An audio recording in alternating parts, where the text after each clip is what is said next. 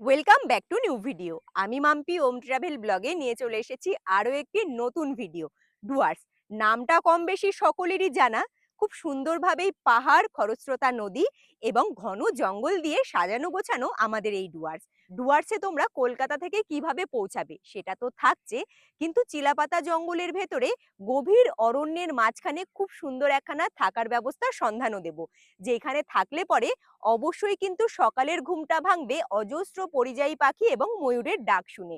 রাতে ঘুমোতে যাবে হাতিকে দেখে। তাহলে ভাবতেই পারছো কত সুন্দর জায়গার সন্ধান দেব, যেখানে থাকবে সেখানে থাকা খাওয়ার কি ব্যবস্থা রয়েছে এবং ডুয়ার্সে এসে তোমরা কোন কোন জায়গাগুলো ঘুরে দেখবে।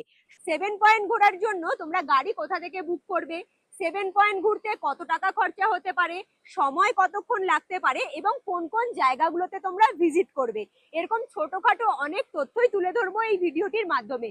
চিলাপাতা জঙ্গলের ভেতরে যদি তোমরা করতে চাও জঙ্গল সাফারি করার কি নিয়ম রয়েছে, গাড়ি কোথা থেকে বুক করবে, কত টাকা খরচা হতে পারে এবং কোন সময় জঙ্গল সাফারিতে গেলে পরে পশু পাখি দেখার চান্সটা বেশি থাকে এবং কোন সময় জঙ্গল সাফারি পুরোপুরিভাবে বন্ধ থাকে। কোচবিহারে এসে কোচবিহারের ফেমাস ফেমাস কোন কোন দর্শনীয় স্থানগুলো তোমরা ঘুরে দেখবে, আবার কোন ট্রেন ধরে তোমরা ব্যাক করবে কলকাতার উদ্দেশ্যে, পুরো ভ্রমণে কত টাকা খরচা হতে পারে সবটাই তুলে ধরবো। আশা করছি তাই বন্ধুরা আজকের এই ভিডিও তোমাদের ভীষণ ভালো লাগবে। তাই নতুন বন্ধুদের বলছি অবশ্যই ওম ট্রাভেল ব্লগ সাবস্ক্রাইব করে হাইপ করে আমার পাশে থাকবে। চলো তাহলে বন্ধুরা আজকের ভিডিও এখান থেকেই শুরু করা যাক।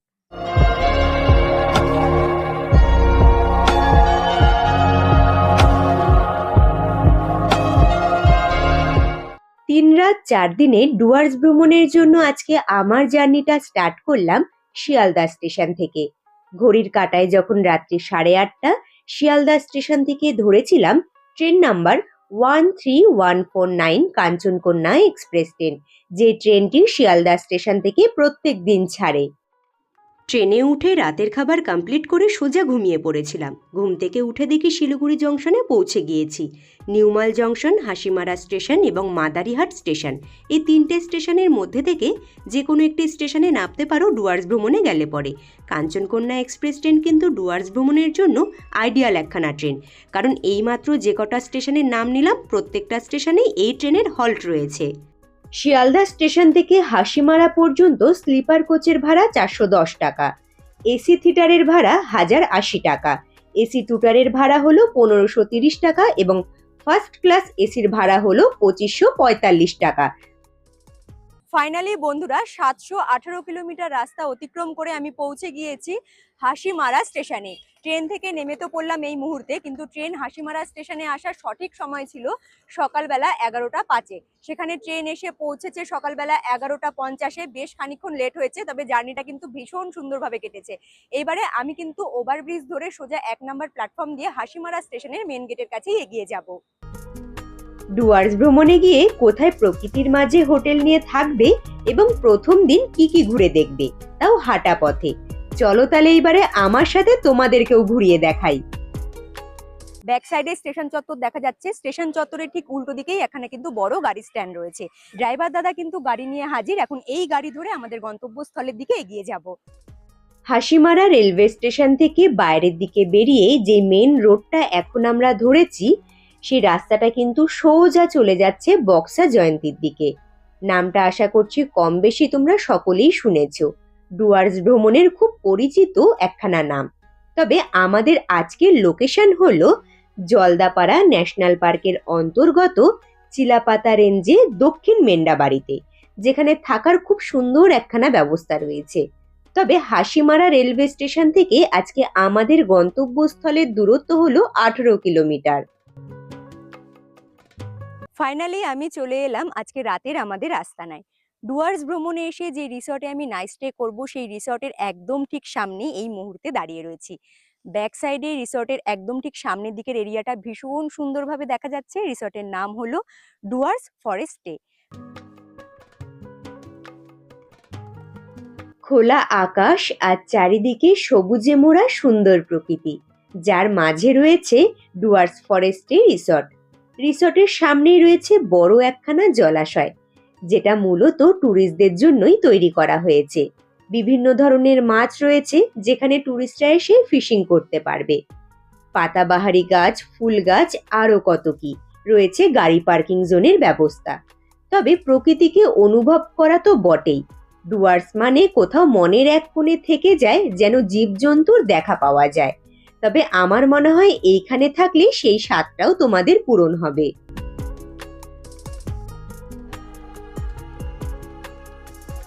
একটু হাত মুখ ধুয়ে ফ্রেশ হয়ে বাইরের দিকে এসে বসলাম। ইতিমধ্যেই দাদা এসে কিন্তু হাতে একখানা শরবতের গ্লাস ধরিয়ে দিয়ে গেল। শরবতটা খেতে অসাধারণ হয়েছে।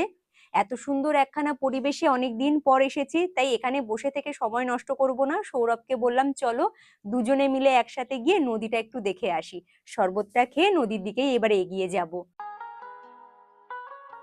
নদীর পাড়ে ঘুরতে যাওয়ার আগে চলো তোমাদের সাথে নিয়ে একবার রুম ট্যুরটা করে আসি। রুমের ভেতরের দিকের ভিউটা ভীষণ সুন্দর। সামনের দিকের এরিয়াটা যা হলো স্লাইডিং কাচের ডোর, পুরোটাই খোলা যায়। বেডে বসে বাইরের দিকে তাকিয়ে সুন্দর ভিউ তোমরা কিন্তু দেখতে পারবে। তাছাড়াও রুমটা খুব পরিষ্কার পরিচ্ছন্ন, রয়েছে বেড, দুটো বালিশ, দু সাইডে রয়েছে বড় বড় জানলা, এবং পাশেই তোমরা দেখতে পারবে একখানা সোফা, যা তোমরা সিঙ্গেল বেড হিসেবেও ব্যবহার করতে পারো। একটা সিলিং ফ্যান এবং একটা স্ট্যান্ড ফ্যান, ছোট্ট টি টেবিল, আয়না সিস্টেম, ওয়ার্ড্রপ, মোটামুটি সমস্ত কিছুই রয়েছে একটি রুমের মধ্যে। এবং ওয়াশরুমটাও কিন্তু বেশ পরিষ্কার পরিচ্ছন্ন, যেখানে তোমরা দেখতেই পারছো একটা বালতি, মগ, শাওয়ার, হ্যান্ড শাওয়ার, আয়না, জামা কাপড় ঝোলানোর জন্য হ্যাঙ্গার, এবং রয়েছে ওয়েস্টার্ন টয়লেটের ব্যবস্থা। এখন আমি ঠিক যেখানে দাঁড়িয়ে রয়েছি, এখান থেকে সোজা তাকালে দেখা যাচ্ছে আমাদের রিসর্ট। দেখো একটু লক্ষ্য করে, পুরো রিসর্টটাই কিন্তু জঙ্গল দিয়ে পুরো ঘেরা। সামনের দিকে গভীর অরণ্য, গভীর জঙ্গল, যেখানে যে কোনো সময় যে কোনো মুহূর্তে আমরা কিন্তু যে কোনো জীবজন্তুর দেখা পেতে পারি। এমনকি আমি এখন ঠিক যেখানে দাঁড়িয়ে রয়েছি একদম রিসর্টের সামনের দিকে, এইখানেও কিন্তু বিকেলের পর থেকে যে কোনো জীবজন্তু চলে আসতে পারে। আর যদি চলে আসে সেটা তো আমাদের উপরি পাওনা হয়েই যাবে। নদীর পাড়ে আসা মাত্রই চোখে পড়ল গ্রামের ছোট ছোট বাচ্চারা নদীর পাড়ে বেশ সুন্দর করে মজা করছে, নদীর জলে গা ভাসাচ্ছে। এই দেখে আর নিজেকেও আটকে ধরে রাখতে পারলাম না, আমিও অল্প জলে নেমে পড়লাম মজা করতে। জলে তোমরা স্নান করতে পারো, মজা করতে পারো, কিন্তু স্নান করতে করতে ওই পারে যাবে না, ওই পারে গভীর জঙ্গল রয়েছে। বেশ অনেকক্ষণ মজা করার পরে রুমে গিয়ে স্নান করে রেডি হয়ে চলে এসেছি খাবারের টেবিলে। বসে পড়েছি দুপুরের খাবার নিয়ে।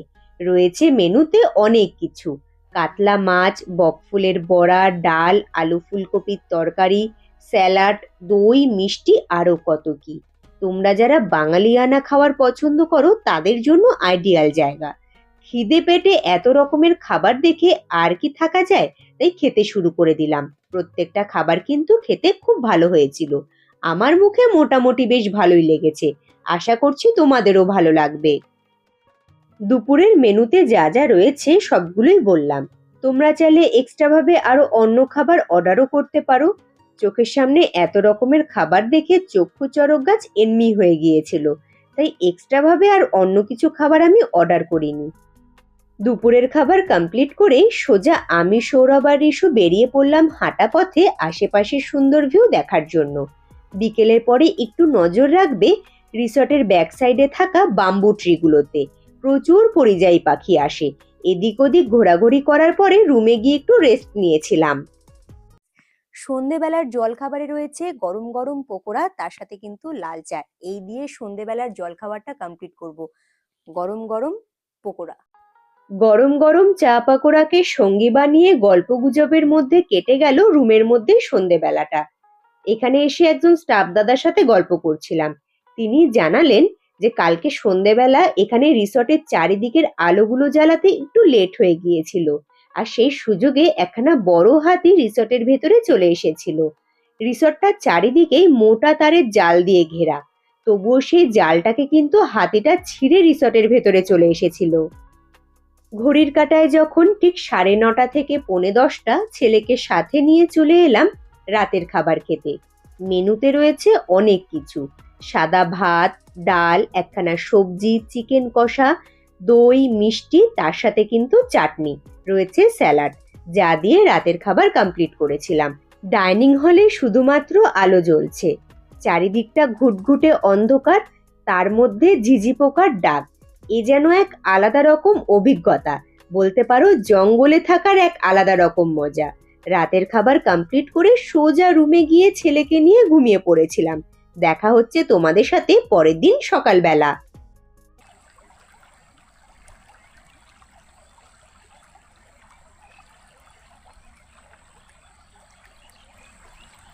ঘড়ির কাঁটায় যখন ভোর 5:30 চলে এলাম বুড়িবাজরা নদীর পাড়ে। সবার প্রথমে সূর্যি মামার দর্শন পেলাম। এই বুড়িবাজরা নদীর জল কিন্তু কখনো শোকায় না। আমাদের রিসর্টের সাথে একদম লাগোয়া। একদিকে আমাদের রিসর্ট, আরেকদিকে রয়েছে চিলাপাতার জঙ্গল। মাঝখান দিয়ে বয়ে গেছে বুড়িবাজরা নদী। নদীর পাড়ে ভোরবেলা ঝাঁকে ঝাঁকে ময়ূর তোমরা দেখতে পারবে। এখন ঘড়ির কাঁটায় বাজে 9:15 মতো, সকালের জলখাবার কমপ্লিট হয়ে গেছে। আর ড্রাইভার দাদা আমাদের রিসর্টের সামনে কিন্তু গাড়ি নিয়ে হাজির।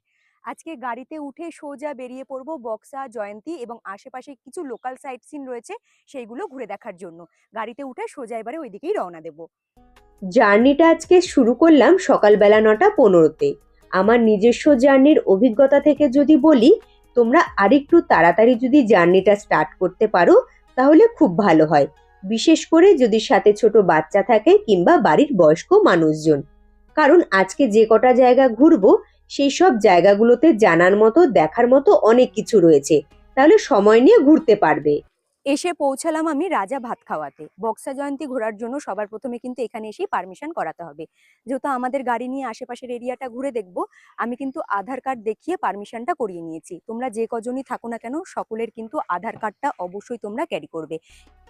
প্রবেশদ্বারের সামনেই লেখা রয়েছে নেচার ইন্টারপ্রিটেশন সেন্টার, রাজা ভাত খাওয়া। অফিস কাউন্টারের সামনেই দেখতে পারবে ছোট্ট একখানা কিন্তু স্টল, যেখানে হাতে তৈরি করা বিভিন্ন ধরনের জিনিস পাওয়া যাচ্ছে। পছন্দ হলে কিনে নিতে পারো। রয়েছে গাড়ি পার্কিং জোনের খুব সুন্দর ব্যবস্থা। শান্ত পরিবেশ, ঘন জঙ্গল পর্যটকদের বিশেষভাবে আকর্ষণ করে। বক্সা টাইগার রিজার্ভে এন্ট্রি করার প্রবেশদ্বার বলতে পারো রাজা ভাত খাওয়া। এবং এই নামটির পেছনেও কারণ রয়েছে। দুটি রাজ্যের রাজা একই জায়গাতে এসে ভোজন করেছিলেন, যার ফলে রাজা ভাত খাওয়া নাম দেওয়া হয়েছে। রাজা ভাত খাওয়া পুরো এরিয়ার মাঝখানে কিন্তু ঘন জঙ্গলের মধ্যে রয়েছে বক্সা মিউজিয়াম, যেখানে এখন আমি দাঁড়িয়ে রয়েছি। মিউজিয়ামের বাইরের দিকটা ভীষণ সুন্দর করে সাজানো গোছানো। বেশ কিছু গাছগাছালি, ফুলের বাগান, বড় একখানা হাতির স্ট্যাচু চোখে পড়বে। মিউজিয়ামের ভেতরে এন্ট্রি করলে সবার প্রথমে চোখে পড়বে ডুয়ার্স অঞ্চলের ম্যাপ। কিভাবে জঙ্গল আর নদীতে পুরো ডুয়ার্স অঞ্চলকে ঘিরে রেখেছে। মিউজিয়ামের ভেতরের আরো একখানা পার্ট, যেখানে বিভিন্ন ধরনের বন্যপ্রাণী, উদ্ভিদ এবং পাখি, যার মধ্যে হাতি, লেপার্ড, বাঘ এবং রয়েছে কিন্তু শকুন, সমস্ত মৃত প্রাণীদের কিন্তু দেহ এখানে কেমিক্যালের মাধ্যমে প্রিজার্ভ করে রাখা রয়েছে। মিউজিয়ামের ভেতরে দেখার মতো আরো অনেক কিছু রয়েছে। কত রকমের বন্যপ্রাণী, কত রকমের প্রজাপতি রয়েছে তার খুঁটিনাটি তথ্য জানতে পারবে। আর এই যে এখন প্রবেশদ্বারটা চোখে পড়ছে, এটা হলো বক্সা টাইগার রিজার্ভের ভেতরে যাওয়ার জন্য প্রথম প্রবেশদ্বার। এই প্রবেশদ্বারের সামনে রয়েছে একখানা চেকপোস্ট। রাজা ভাত খাওয়াতে এসে যে আমি পারমিশনটা করিয়েছিলাম, সেখান থেকে আমাকে একখানা কাগজ দেওয়া হয়েছিল। যে কাগজটা বা স্লিপটা কিন্তু দেখাতে হয়েছিল চেকপোস্টে। তারপরেই আমাদের গাড়ি এন্ট্রি করতে দেওয়া হয়েছিল বক্সা টাইগার রিজার্ভের ভেতরে। বক্সা মূলত বাঘ সংরক্ষণাগার। তবে এইখানে বাঘ মামার দেখা পাওয়া একটু চাপের। বাঘ মামার দেখা না পেলেও নিরাশ হওয়ার কোনো প্রয়োজন নেই। হাতি, হরিণ, বন্য শুয়োর, বাইসন এইসব তোমরা কপাল ভালো থাকলে অবশ্যই দেখতে পারবে। তবে তাছাড়াও এখানে বিভিন্ন প্রজাতির প্রজাপতি রয়েছে, যা গাড়ি জার্নি করে যখন সামনের দিকে এগিয়ে যাবে তোমাদের চোখে পড়বে। রয়েছে বিভিন্ন প্রজাতির পাখি। এসে পৌঁছালাম আমি এই মুহূর্তে সান্তালা বাড়িতে। ব্যাক সাইডে যে রোডটা রয়েছে সেইখানেই কিন্তু একখানা ছোট গাড়ি স্ট্যান্ড রয়েছে এবং লেখা রয়েছে খুব সুন্দরভাবে আই লাভ বক্সা। আমাদের ড্রাইভার দাদা সেইখানেই কিন্তু গাড়ি থেকে নামিয়ে দিল। এবারে আমরা পায়ে হেঁটে একটু এগিয়ে চলে এসেছি, যেখানে লেখা রয়েছে we love nature of Buxa. জায়গাটা ভীষণ সুন্দর করে সাজানো গোছানো। তো সান্তালা বাড়িতে এসে তোমরা দেখতে পারবে ছোট্ট একখানা 4 চাকা গাড়ি স্ট্যান্ড রয়েছে। এই রাস্তা ধরে সোজা এগিয়ে গেলে কিন্তু অনেকগুলো পয়েন্ট রয়েছে যেগুলো তোমরা ঘুরে দেখে নিতে পারবে, তবে সেখানে যাওয়ার জন্য তোমাদের কিন্তু এইখানকারই লোকাল গাড়ি ধরতে হবে। আর এই জায়গাটাও ভীষণ সুন্দর করে সাজানো গোছানো। লোকাল মানুষের কাছ থেকে শুনে নিলাম, তারা বললো তোমরা আশেপাশের এরিয়াটা পায়ে হেঁটে কিন্তু ঘুরে দেখে নিতে পারো। ফটোশুট জোন রয়েছে, যদি হাতে কোনো রকম প্লাস্টিকের জিনিসপত্র থাকে এবং কোনো খাবারের প্যাকেট থাকে তোমরা অবশ্যই কিন্তু ডাস্টবিন ব্যবহার করবে সেগুলো ফেলার জন্য, যেখানে সেখানে ফেলবে না। সান্তালা বাড়িতে এসে এই যে তোমরা এরিয়াটা দেখতে পারবে বা এই সেলফি জোনটা যে দেখতে পারছো, তার পাশ দিয়ে একখানা সোজা রাস্তা চলে যাচ্ছে পাহাড়ের দিকে। তোমরা এখান থেকে গাড়ি ঠিক করে ঘুরে দেখে নিতে পারো কিছু সাইট সিন, যার মধ্যে বক্সা ফোর্ট, লেপচাখা আরো কিছু কিন্তু টুরিস্ট পয়েন্ট গুলো পড়বে। তোমরা চাইলে পায়ে হেঁটেও ঘুরতে পারো। যদি পায়ে হেঁটে ঘোরো অবশ্যই তোমাদেরকে কিন্তু সাথে গাইড নিতে হবে। তোমরা গাড়ি করে যেতে নাও পারো, পায়ে হেঁটেও প্রত্যেকটা জায়গা ঘুরতে পারবে, কিন্তু গাইড নেওয়াটা বিশেষভাবেই প্রয়োজন, কারণ পুরো রাস্তা জঙ্গলের মাঝখান দিয়েই কিন্তু চলে গেছে। গাড়ি রিজার্ভ করে কিংবা গাইড সাথে নিয়ে সান্তেলা বাড়ি থেকে আমি কিন্তু কোনো রকম এক্সট্রা ভাবে টুরিস্ট পয়েন্ট গুলো ঘুরে দেখিনি, তবে বেশ খানিকক্ষণ সান্তালা বাড়িতে সময় কাটিয়েছিলাম। তারপরে আবার গাড়িতে উঠে রওনা দিয়েছিলাম আমাদের পরবর্তী গন্তব্যস্থলে পৌঁছানোর জন্য। গাড়ি করে এই জঙ্গল সাফারি কিন্তু এক আলাদা রকম অভিজ্ঞতা পাবে। সান্তালা বাড়ি থেকে আবারও কিন্তু গাড়ি ধরে সোজা চলে এলাম আমি জয়ন্তী নদীর একদম ঠিক কাছে। আচ্ছা, নদীর ওপরেই দাঁড়িয়ে রয়েছি, কিন্তু দেখে বুঝতেই পারছো নদী বলছি কিন্তু জল একটুকু নেই। ডুয়ার্সে মূলত যতগুলো নদী রয়েছে প্রত্যেকটা নদী কিন্তু শীতের আগে সব জল শুকিয়ে যায়, বর্ষাকালে এইসব নদীগুলোতে প্রচুর জল থাকে। আর যেহেতু নদীর জলগুলো পুরোটাই শুকিয়ে যায় তাই কিন্তু ডুয়ার্সের প্রায় প্রত্যেকটা নদীকেই খরস্রোতা নদীও বলা হয়ে থাকে। আচ্ছা, নদীর ওপরে দাঁড়িয়ে রয়েছি, ব্যাক সাইডে যতগুলো পাহাড় দেখতে পাচ্ছ পুরোটাই কিন্তু ভুটানের মধ্যেই পড়ে। এইখান থেকে তোমরা যেতে পারো ছোট মহাকাল এবং বড় মহাকালের উদ্দেশ্যে। তার জন্য তোমাদের এই নদী বরাবর সোজা পাহাড়টা যে দেখতে পাচ্ছ এই রাস্তা ধরে কিন্তু সামনের দিকে এগিয়ে যেতে হবে এবং বেশ অনেকটা কিন্তু সময় তোমাদের ট্রেকিং করে যেতে হবে পাহাড়ের ওপরে। আর এই সব জায়গাগুলো ঘুরে দেখার জন্য তোমাদের কিন্তু হাতে আরো এক্সট্রা দিন রাখতে হবে, একটা দিন অন্তত, তাহলে খুব সুন্দরভাবে ঘুরে দেখে নিতে পারবে। এবং এইখানে আসলে পরে যেটা আমি বুঝতে পারলাম, বেশ অনেকগুলো জায়গা থেকে কিন্তু জিপ সাফারি হয় জঙ্গলের ভেতরে যাওয়ার জন্য। তোমরা কিন্তু বিভিন্ন জায়গা থেকে, যেমন জয়ন্তীতে একটা রয়েছে জিপ সাফারি, তারপরে বক্সাতে রয়েছে, রাজা ভাত খাওয়াতে রয়েছে, প্রত্যেকটা জায়গাতে গিয়ে কিন্তু তোমরা জিপ করে নিতে পারো জঙ্গলের ভেতরে যাওয়ার জন্য। আমি যে গাড়ি ধরে এসেছি সেই গাড়ি থেকেও কিন্তু বসে বসে বেশ জঙ্গলের ভালো ভিউ পেয়েছি। তোমরা চাইলে পরে এইসব জায়গাগুলো কিন্তু আমার মতো করে ঘুরে দেখে নিতে পারো। আর আজকে যেই সব জায়গাগুলোতে ভিজিট করলাম এই সব জায়গাগুলোতে যাওয়ার জন্য শুধুমাত্র আমি পারমিশনটা করিয়েছিলাম। এবারে যারা কোর এরিয়ার ভিতরে যেতে চাইছো তারা কিন্তু আমি যে কটা জায়গার নাম বললাম সেইখান থেকে, মানে জয়ন্তী, বক্সা, তাছাড়াও রাজা ভাত খাওয়া, এইসব জায়গাগুলোতে গিয়ে কিন্তু জিপ গাড়ি করে নিতে পারো। বছরের যে কোনো সময়ই আসো না কেন তোমরা ছোট মহাকালে যেতে পারবে, তবে সময় সাপেক্ষ ব্যাপার। বড় মহাকালে যাওয়ার জন্য শুধুমাত্র আসতে হবে শ্রাবণ মাসে, কারণ শ্রাবণ মাসে শুধুমাত্র রাস্তা তৈরি করা হয় বড় মহাকাল দর্শনের জন্য। আমার হাতে খুব একটা বেশি সময় নেই, তাই এখান থেকে বেরিয়ে গিয়েছিলাম সোজা রিসর্টের দিকে, কারণ রিসর্টে গিয়ে ফ্রেশ হয়ে খাবার খেয়ে আবার আমাদেরকে জঙ্গল সাফারির উদ্দেশ্যে বেরোতে হবে। বন্ধুরা, আজ আমি আমার ভিডিওর মাধ্যমে খুব সুন্দরভাবেই তুলে ধরবো চিলাপাতা জঙ্গলের ভেতরে জিপ সাফারি করার সুন্দর মুহূর্ত। যদি কোনো জীবজন্তু দেখতে পাই সেগুলো তো অবশ্যই আমার ভিডিওর মাধ্যমে তুলে ধরবো। আমাদের জিপ সাফারিতে যাওয়ার টাইমিং হয়েই এসছে প্রায়, তাই দুপুরের খাবারটা আমি রিসর্ট থেকেই কিন্তু করে নেব। দুপুরের খাবারে কি কি রয়েছে সেটাও আমি জানিয়ে দেবো। সকালবেলা রিসর্ট থেকে জলখাবার খেয়ে বেরিয়েছিলাম। বাইরে গিয়ে তেমন কিছু একটা খাওয়া হয়নি, কারণ আমার ছিল ভিডিও শুটের কাজ, তার সাথে ঘোরাফেরা। দুটোকে একসাথে করতে গিয়ে সত্যি সময়ের সাথে তাল মেলাতে পারিনি, আর সেই সময়ের অভাবেই বাইরে তেমন কিছু একটা খাওয়াও হয়নি। তাই বসে পড়েছি দুপুরের খাবার নিয়ে, কারণ খুব জোর খিদে পেয়ে গিয়েছে। আজকের মেনু হলো সাদা ভাত, নদীর মাছ যা আলু বেগুন দিয়ে তৈরি করা হয়েছিল, শাক ভাজা, বেগুনি, ডাল, স্যালাড, দই, মিষ্টি, চাটনি, যা দিয়ে দুপুরের খাবার কমপ্লিট করেছিলাম। আর এই গাড়ি ধরেই আজকে আমি কিন্তু জঙ্গলটা ঘুরে দেখব। ঘড়ির কাঁটায় এখন বাজে 3:10 10 মিনিট আগেই কিন্তু দাদা গাড়ি নিয়ে হাজির হয়ে গিয়েছে। টাইম দেওয়া হয়েছিল আমাদেরকে দুপুর 3টে।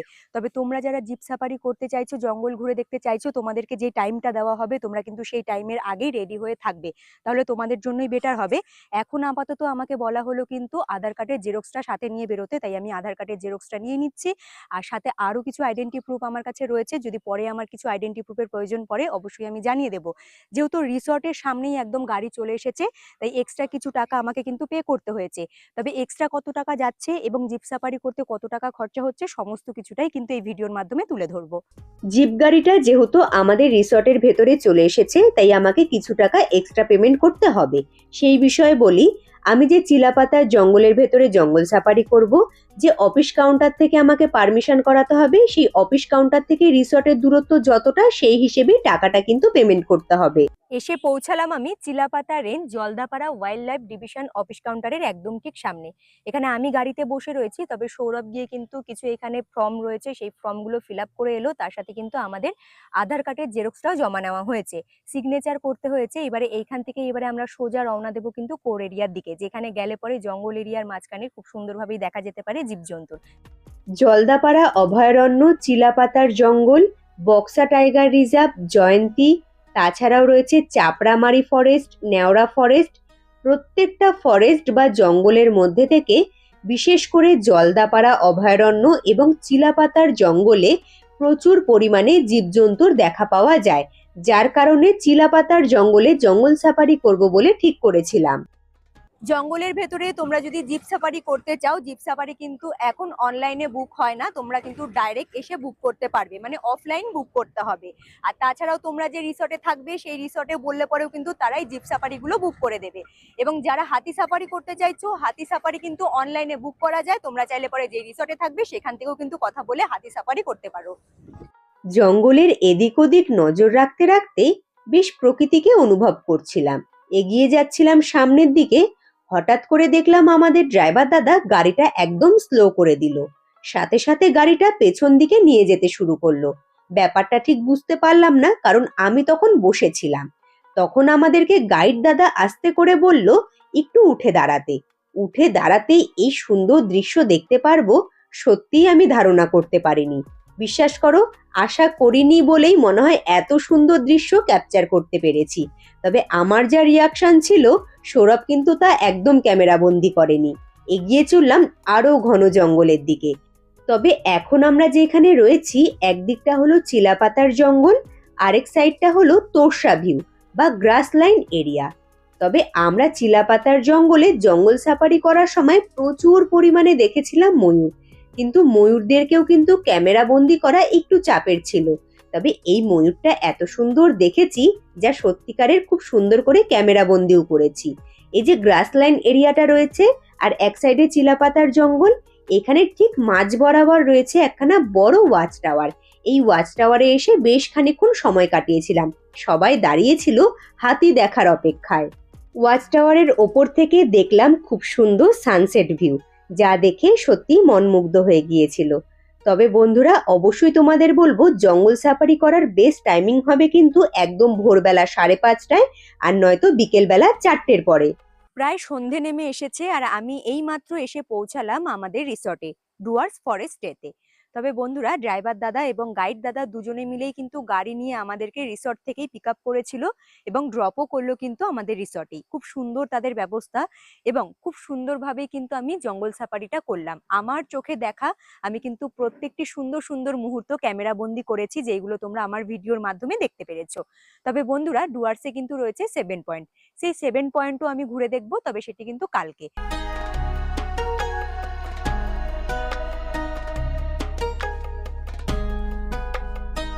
ঘড়ির কাঁটায় এখন বাজে সকাল ঠিক 8:30। ইতিমধ্যেই আমাদের ড্রাইভার দাদা কিন্তু গাড়ি নিয়ে হাজির আমাদের রিসর্টের সামনে। এই গাড়ি ধরেই আজকে আমি ডুয়ার্সের 7 পয়েন্ট ঘুরে দেখব। তবে আমি যে 7 পয়েন্ট ঘুরে দেখব, আমি কিন্তু রিসর্টে আসার সাথে সাথেই এখানকার ওনারের সাথে কথা বলে নিয়েছিলাম যে আমাকে যেন একটা গাড়ির ব্যবস্থা করে দেওয়া হয়। তিনিই কিন্তু গাড়ির ব্যবস্থা করে দিয়েছে। চলো তাহলে এবারে গাড়িতে ওঠা যাক। আজকে সারাদিন এই গাড়ি করে 7 পয়েন্ট ঘুরে দেখব। যেহেতু সারাদিন ঘোরার ব্যাপার রয়েছে, তাই সকাল সকাল বেরিয়েছিলাম। আর আগের দিন রাতের বেলায় স্টাফ দাদাদের বলে দিয়েছিলাম সকাল সকাল জলখাবারটা রেডি করে রাখতে।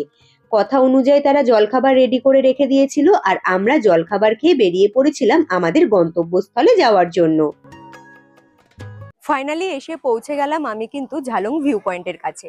ভীষণ সুন্দর দেখাচ্ছে, ওপারেরটা কিন্তু ভুটান। তবে বন্ধুরা, ভারত এবং ভুটানের সীমান্ত বলতেই পারো এই জলঢাকা নদী, যেটা এখান থেকে ভীষণ সুন্দরভাবে দেখা যাচ্ছে।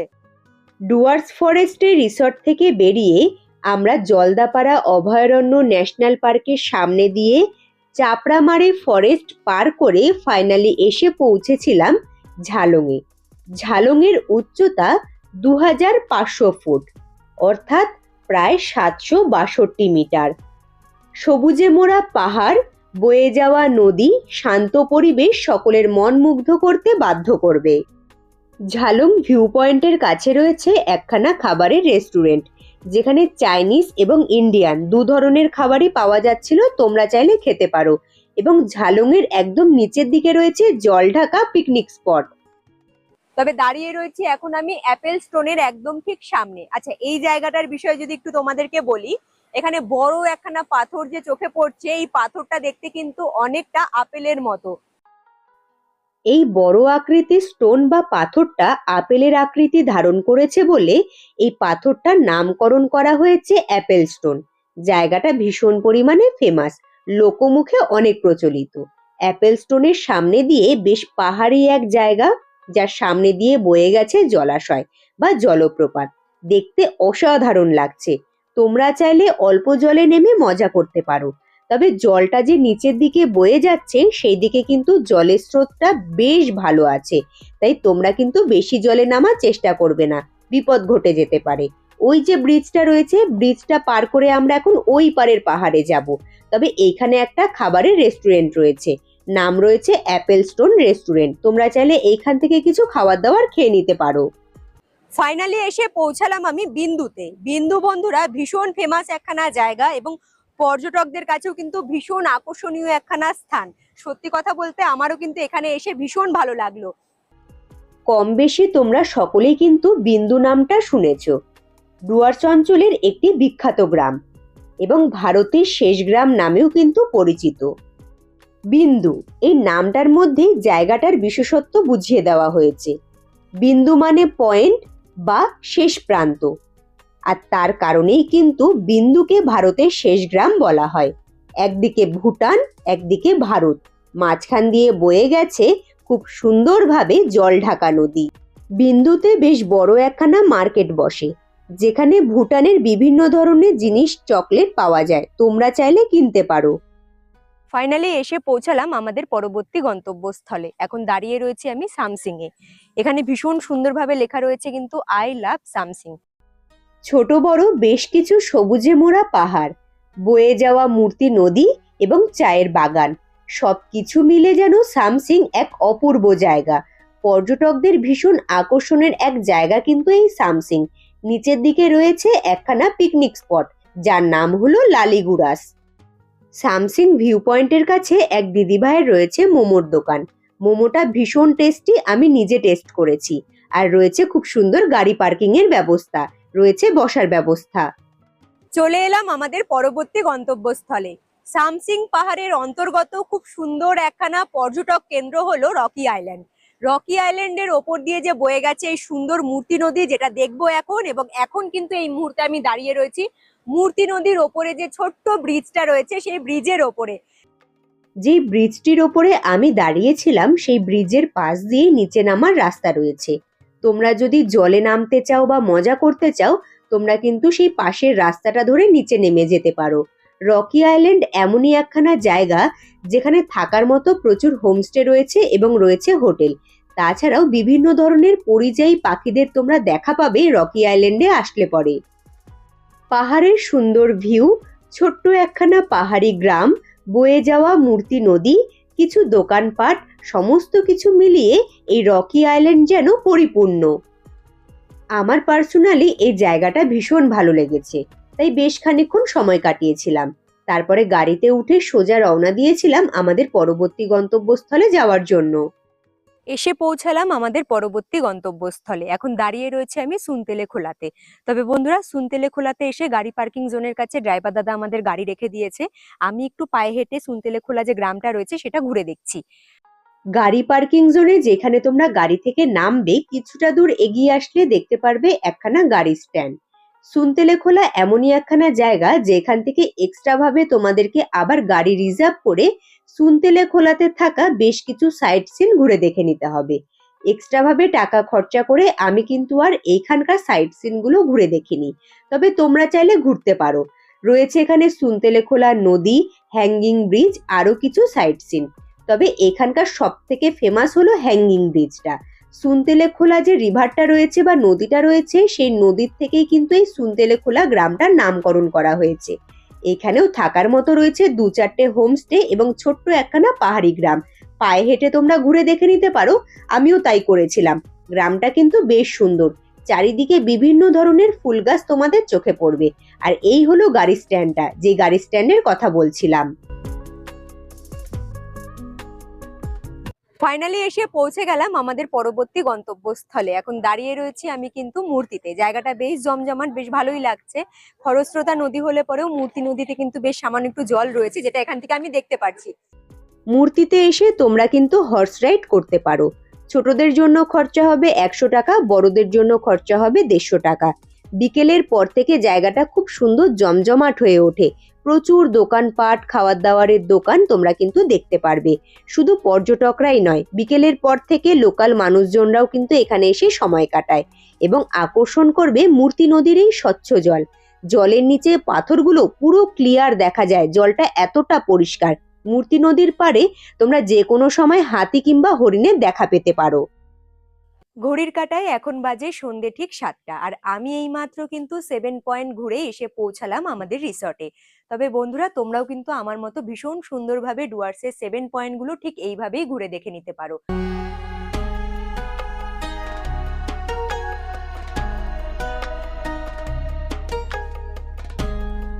সকালের জলখাবার কমপ্লিট হয়ে গিয়েছে, আর এখন ঘড়ির কাঁটায় বাজে সকাল ঠিক 9টা।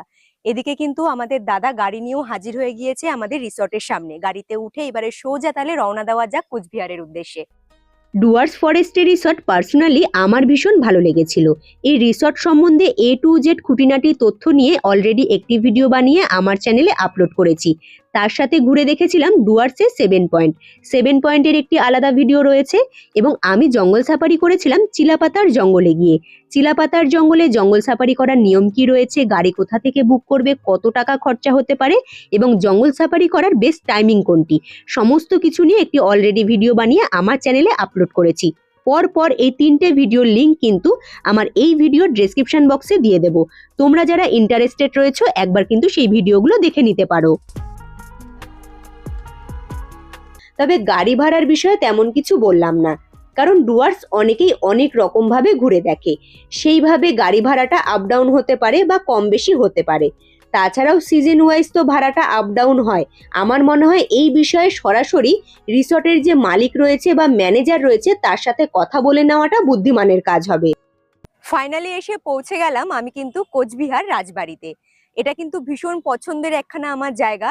অনেক দিন ধরেই আসার ইচ্ছে ছিল, ফাইনালি আসতে পারলাম।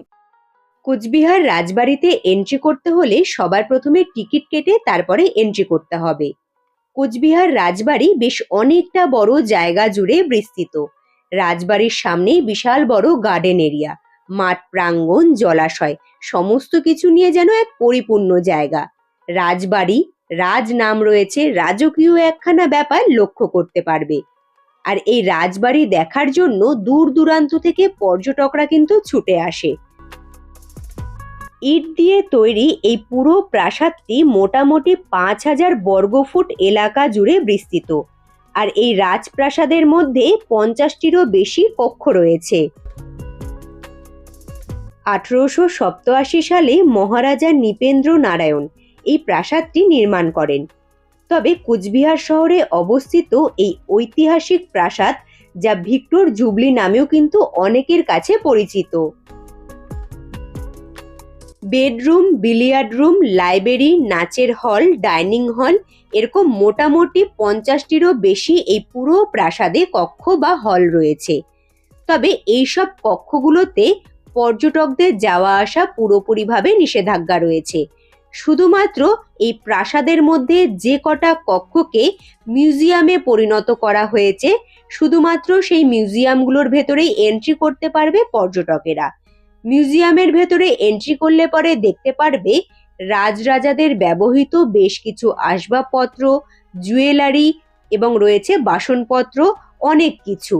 তবে বন্ধুরা, রাজপ্রাসাদের ভেতরে এন্ট্রি করলে পরে তোমরা কিন্তু কোনো রকম ছবি ক্লিক করতে পারবে না এবং ভিডিও শুট করতে পারবে না, যার কারণে বাইরের দিক থেকে পুরো ভিডিওটা আমি ক্যাপচার করার চেষ্টা করেছি।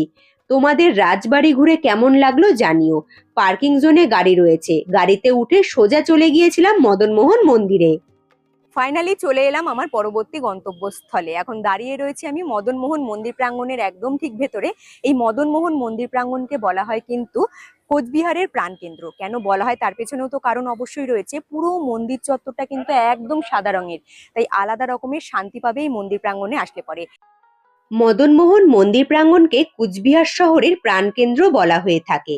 মদনমোহন মন্দির প্রাঙ্গণ ভীষণ জাগ্রত একখানা মন্দির এবং এই মন্দির প্রাঙ্গণে অনুষ্ঠিত হয় কিন্তু রাসমেলা, যা বিশ্ব জুড়ে সকলের কাছে ভীষণভাবে বিখ্যাত।